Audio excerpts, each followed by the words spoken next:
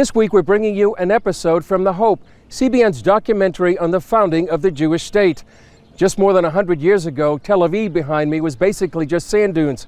Today it's the symbol of a thriving, prosperous, and growing Jewish state.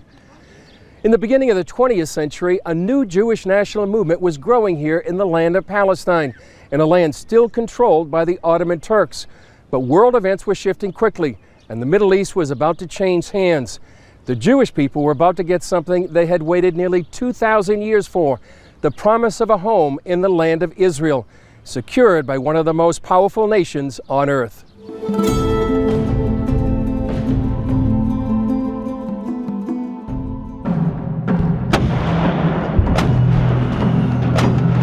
At the height of World War I, Great Britain faced a critical shortage of acetone, the chemical needed to create the explosive in artillery cartridges. American shipments were cut off by German U-boats. And without acetone, British troops couldn't fire their guns, a big problem in the middle of a war. A young man named Winston Churchill was in charge of the British Navy, and he had heard about a chemist in Manchester who could help. The chemist later wrote about their first meeting. Mr. Churchill, then a much younger man, was brisk, fascinating, charming, and energetic. Among his first words were, "Well, doctor, we need 30,000 tons of acetone. Can you make it?" I was so terrified by this lordly request that I almost turned tail. Instead, the chemist went to work. He had already invented a way to create acetone by fermenting grains, potatoes, and even chestnuts. So he worked day and night to reproduce it in mass quantities. And soon, the British were producing 90,000 gallons a year in breweries and distilleries commandeered by the government. The chemist who saved the British Army was a Jewish man named Chaim Weizmann, a Zionist leader who would one day become the first president of the State of Israel. Weizmann was born in 1874 in the Russian village of Motul. He was one of 15 children from an Orthodox Jewish family, and one of 9 who made it all the way through university. In Russia, the Jews couldn't go to universities. So high education for Jews, it was something that impossible. So if you want to remain Jew, but in a better condition, you have one direction, west. Like Chaim Weizmann, he went to Germany to learn science. In addition to studying chemistry, Weizmann developed a deep interest in Zionism. Every year, he came to Basel to attend the Zionist Congress. He was here in 1903 when his hero, Theodor Herzl, dropped a bombshell on the crowd. I remember one deeply significant detail of the stage setting. It had always been the custom to hang on the wall a map of Palestine. This had been replaced by a rough map of the Uganda Protectorate, and the symbolic action filled us with foreboding. Then Theodor Herzl took the stage and presented the British government's offer to resettle the Jewish people in Uganda instead of Palestine. Weizmann was appalled and joined the Russian delegation in a walkout. The so-called Uganda plan was a disaster, but in it, Weizmann saw a small ray of hope.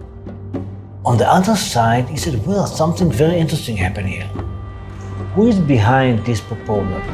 For the first time, a power, one of the most important powers of the time, or the most important one, Britain, thinks we are serious, speaking with us as a national collective.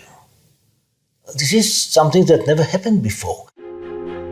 After that, Weizmann believed the British might be the Jews' best chance for a state. So in 1904, he took a position at the University of Manchester, his home for the next 30 years. For someone like Chaim Weizmann, to go to England during the Uganda crisis, It's something very, can I say, stupid?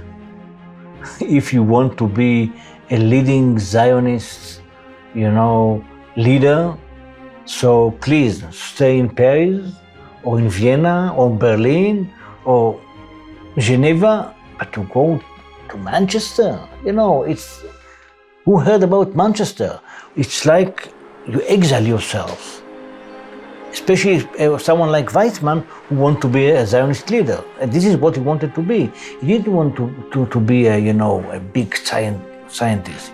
He wanted to be Herzl's successor. That's what he wanted to do. As it turned out, Manchester was the place where Weizmann would make one of his most important friendships, the former British Prime Minister, Lord Arthur Balfour. In 1906, Lord Balfour was campaigning in Manchester, and a friend introduced him to Chaim Weizmann. The two talked for more than an hour, and almost immediately, the conversation turned to Uganda. But the Russian Jews need a safe haven immediately. Why not British East Africa? The survival of Zionism is based on a spiritual conviction. And that conviction is based on Palestine, and on Palestine alone. If Moses had been here when they had proposed Uganda, he would surely have broken the tablets once again. Mr. Balfour, supposing I were to offer you Paris instead of London, would you take it? But Dr. Weizmann, we have London. That is true. And we had Jerusalem when London was nothing more than a marsh. Are there many Jews who think like you? I believe I speak the mind of millions of Jews who cannot speak for themselves. If that is so, Dr. Weizmann, then you will one day be a force. Lord Balfour had gone into the meeting hoping to change Weizmann's mind, but instead, he became the convert, and the Jewish people gained an ally in one of the most powerful men in England.